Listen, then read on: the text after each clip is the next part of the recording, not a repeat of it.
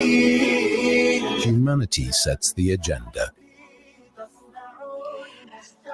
All right. Thank you so much for joining us. Assalamu alaikum wa rahmatullahi wa barakatuh. Mohammed Lambat, finally, Globetrotting. Are you still somewhere else on the planet? I'm Walaikum sorry that. salam wa rahmatullahi wa barakatuh. How are you? Walaikum salam. Alhamdulillah. Thanks. We just had to apologize on your behalf to our listeners. I'm so sorry that we're going to have just under 10 minutes to talk to you. So let's get through with this very, Oh very no, quickly. I, oh no. yeah, I'm sorry we lost bit of time, but we'll try and speak about it as much as possible. We've had several Inshallah. of the I beg your pardon, halal tourism tour operators, and it's become so wonderful to learn of this trend. But today we speak about Vietnam, and I just shared a bit of information with our listeners on just what to look forward to. So, you've just taken a group recently to Vietnam. Tell us about it. Okay. I literally got back from the airport and I got delayed at customs. I just came out of there. I rushed and I ran to the house and I made it home. Finally, I made it home now and I'm online with you now. So Alhamdulillah. we went out on the 20th, 21st, 22nd of February. We left South Africa. We went as a group and we, like I say, we just arrived now. And Alhamdulillah, Wow. Vietnam is still the same. It was the first group that we went after the whole COVID story. So we went out there to make sure that everything was still the same as it was previously. But Alhamdulillah, everything is still fine. Vietnam is still in one piece and still growing Alhamdulillah. from strength to strength. That's what I can say. Wonderful. And, we talk about the scenic beauty, the nature. What can you tell us about the people? The most wonderful people you can get, I'm not only talking of the Muslims in general. True. Yes. Vietnamese people, they are really. When I say they are really warm people, that's what attracts us to Vietnam all the time. Is the people that we've got.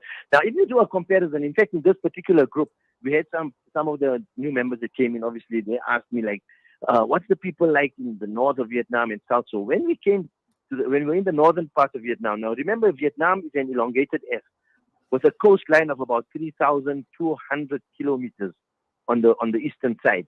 So you can imagine what a huge country it is. It's narrow, very narrow, but extremely long. So you have the northern people and you have the southern people. Islam predominantly is on the southern side of Vietnam because the concentration of the Muslims, you get the two types of Muslims, the Sunni Muslims and the Bani Muslims. They are concentrated in southern Vietnam, and it's in line with Cambodia. So that whole region got quite a few Muslims. Now, the northern part has got just a few Muslims. When I say few, it's like just a few thousands. But as compared to the south, it's just a drop in the ocean. Now, the people of the north, whenever my comparison of Vietnamese people, the people of the north are the people of Medina, and the people of the south are the people of Makkah. If you understand what I'm saying. Yes, absolutely. The people of Medina are more timid. The people of Makkah are a bit harsh. I won't say like really, but a bit harsh. So that's my comparison. And believe me, it's a fact. That's what it is. The southern people are much more, I would say, a little abrupt as compared to the northern people. Right. And the languages spoken?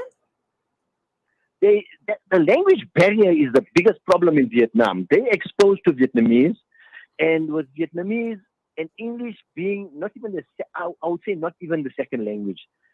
From children, they wouldn't understand much of English. The adults also don't understand English, so it becomes very difficult. That is why when we get to Vietnam, we have our guides, we have our people that we operate with who are quite okay spoken in English. And they do translation for us. And what works most is now with technology, so Google Translate and all those things. Oh, right. Yes. So it does help.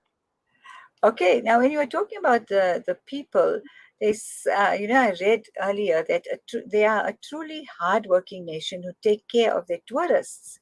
A country where you are not afraid to approach a police officer for assistance. And it says here, South Africa has a lot to learn from this emerging nation of humble people. So they stand out. And we also know that they had quite a boost to the economy after, the war. They were one of the poorest countries, and now compare their comparisons in the GDP with China.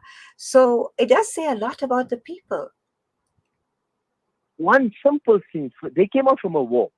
They came out from a Right. 20-year war, and the country was devastated. When you talk to people, okay, now it's been changed because of the perception that people had, and we started talking about Vietnam from 2008 on, and we spoke about Vietnam. Perception have changed. Many have visited Vietnam. But when you look at Vietnam as a country after the war, they were Mm. totally flat as compared, if we do a direct comparison to South Africa. That's Mm. what South Africa achieved or lost after 1994. Mm-hmm. Vietnam from 1975 to date gained, if I can say, 100 times more than what South Africa has done. That's how Mm-hmm. and they are so hardworking. In fact, I've just posted on Instagram a few pictures, and I'm going to do a few more now that I got back. Yeah. Old people, talking of literally people that are 70 and 80 years of age, old ladies, old gentlemen, making a living by selling on the side of the road. Food is very cheap there. So what they Uh-huh. do is they sell just for them to survive for the day. So they'll probably earn Right. about $3, $4, $5 a day, whatever it may be. They got their Right. food. They are content people. Their Mm-hmm. unemployment rate is under 2% Wow. as Mm-hmm. compared to South Africa, which we're hitting 40% already. Right. So that tells you It that. looks, and it also looks like a very colorful place. And that would in fact speak to the culture, right? Absolutely. They are so patriotic to their country that you can't badmouth Vietnam at all. You can't tell them anything about anything against Vietnam. They love their country. They love their people. They are so united. We see it all the time in the street. Believe me when I tell you, when you walk the streets, if there's an old lady that's wanting to cross the road, somebody from their own people will come and assist her. Alternatively, the cars will stop for her to cross the road. I've seen it Right. over the years. That there's a Those are the culture of, people we've got. yeah, yeah. There's a culture of respect, hey. Yeah, Right. definitely. Now, yeah. So it's like you mentioned. There you have the north and the south, and it's beautiful everywhere. Whichever type of beauty you're looking for, whether it's scenic or people or just buildings, maybe, or how they go about doing their things. Because I'm picturing bicycles everywhere, scooters, people buying and selling food, like you said, small shops. That's what I'm picturing. But what are the highlights in terms of, places that you would say we need to go to? Although I'm sure you want to go back again and again and see more. But what would you say is the places that one would want to not miss? Is that what you're picturing and what you just described is what you're picturing of the food, the children, the bicycles, more motorcycles? I give you an example. Saigon, the city of Ho Chi Minh, the Ho Chi Minh city, the city of Saigon, Mm, which mm. has a population of plus minus 12 million people. They got 7 Wow. million motorcycles. Seven Oh more, my 7 goodness. million motorcycles. So you Yeah. can imagine, right? So you have that. Now you're saying which part of Vietnam? I've been to Vietnam close on to, it's not 30 times already. Oh I wow. love Yeah. Vietnam too. You know what? There's no words to describe Vietnam. Every part of Vietnam you go to, there's something different about the country, about the people, about the culture. Wherever you go, for example, for the very first time, we took our group for tours to a place, a little village. Now, lots of these villages do things, and they export from there to the main markets. There, they were making incense sticks. If Mhm. you saw recently, there were quite a few pictures that were out in the market where they've got like a red semi ball with it's all incense sticks. So this whole Right. village, everyone in the village from bamboo, they show you how they make incense sticks from scratch. So they Oh make the wow. incense sticks and they're exporting to major companies, which I've taken videos and pictures this time when I went.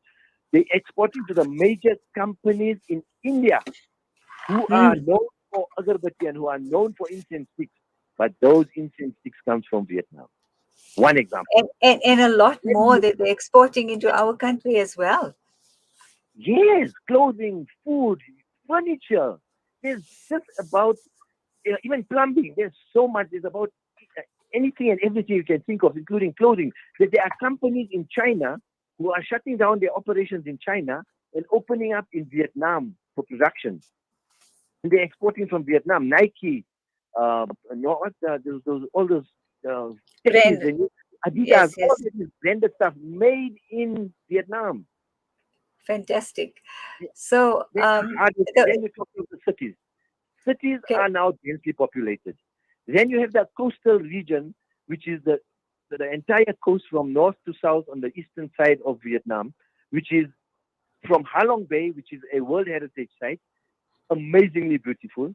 You go to the center of Vietnam, which is Hoi An and Da Nang, which is also coastal, beautiful. The resorts there, you've got 5 and 7-star resorts. The cheapest 7-star resort in the world is in Da Nang in Vietnam.